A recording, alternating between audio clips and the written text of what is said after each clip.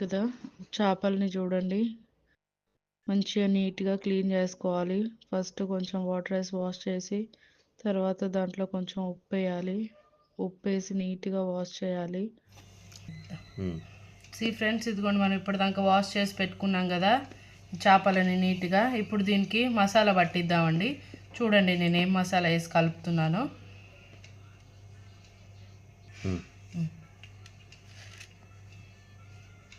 చూడండి అల్లం ఎల్లిగడ్డ,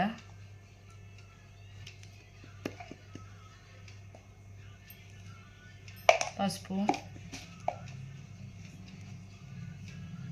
గరం మసాలా, కొంచెం గరం మసాలా మీకు ఇష్టం లేదు అనుకుంటే స్కిప్ చేసేసుకోండి.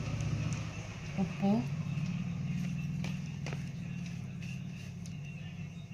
ధనియాల పిండి,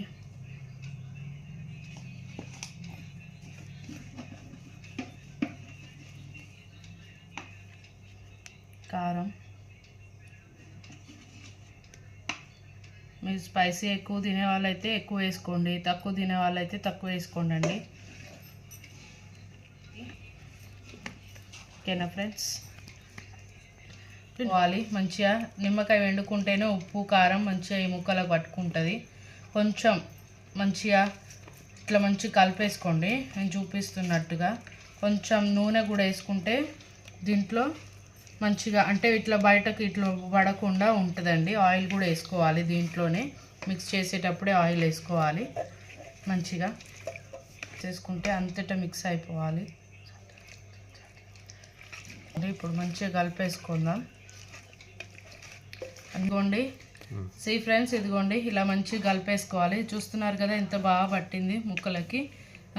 ఇట్లా అంతా మంచిగా ప్రతి ముక్కకి ఇట్లా పట్టేటట్టుగా మిక్స్ చేసుకొని ప్రతిదీ ఒక హాఫ్ అన్ అవర్ పెట్టుకోవాలండి. మంచిగా హాఫ్ అన్ అవర్ పెట్టుకుంటే ముక్క కొంచెం పట్టుకుంటుంది. మనం ఆయిల్ వేసినా ఇది అంతా ఈ మసాలా అంతా సపరేట్ కాదనమాట. మంచిగా అట్లానే ఉంటుంది దానికి. ఓకేనా? చూడండి హాఫ్ అన్ అవర్ తర్వాత మళ్ళీ నేను చూపిస్తాను వీడియో మీకు. ఫ్రెండ్స్ స్టవ్ ఆన్ చేసి ఫ్రై బౌల్ పెట్టుకోవాలి. కొంచెం హీట్ అయ్యాక ఆయిల్ పోసుకుందాం. ఫ్రెండ్స్ వేడైపోయింది ఫ్రై ప్యాన్. ఆయిల్ వేసేసుకోవాలి ఫ్రైకి సరిపడా. ఎక్కువ వేసుకుంటే ఒకవేళ బ్లాక్ అయితే మళ్ళీ దేంట్లో వేసుకోలేం కదా. ఒకవేళ ఇది అయిపోతే మళ్ళీ వేసుకుందాం కానీ. చూడండి ఫ్రెండ్స్ హాఫ్ అన్ అవర్ పెట్టుకున్నాం కదా. ఇదిగోండి ఎంత మంచిగా అయ్యాయి చూడండి. మంచిగా పట్టుకున్నాయి ముక్కలకి. ఫ్రెండ్స్ ఇదిగోండి ఆయిల్ హీట్ ఎక్కింది. చేప ముక్కలు అయితే వేసేసుకుందాం.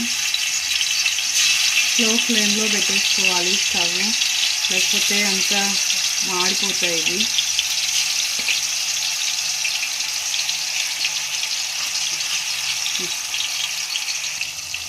ఫ్రెండ్స్ ఇదిగోండి ఒక పక్క ఉడికాయి, మెల్లిగా తిప్పేసుకోవాలి. టూ సైడ్స్ మంచిగా కాల్చుకోవాలండి అన్నిటిని. జాగ్రత్త అండి చిలుతుంది, చూసి నిదానంగా చేసుకోండి. ఫ్రెండ్స్ ఇదిగోండి ఇలా గోల్డెన్ కలర్ వచ్చేంత వరకు మంచిగా తిప్పుతూ వేయించుకోవాలి. చూసారు కదా ఇలా వేయించేసుకోండి. మీరు ట్రై చేసి చూడండి.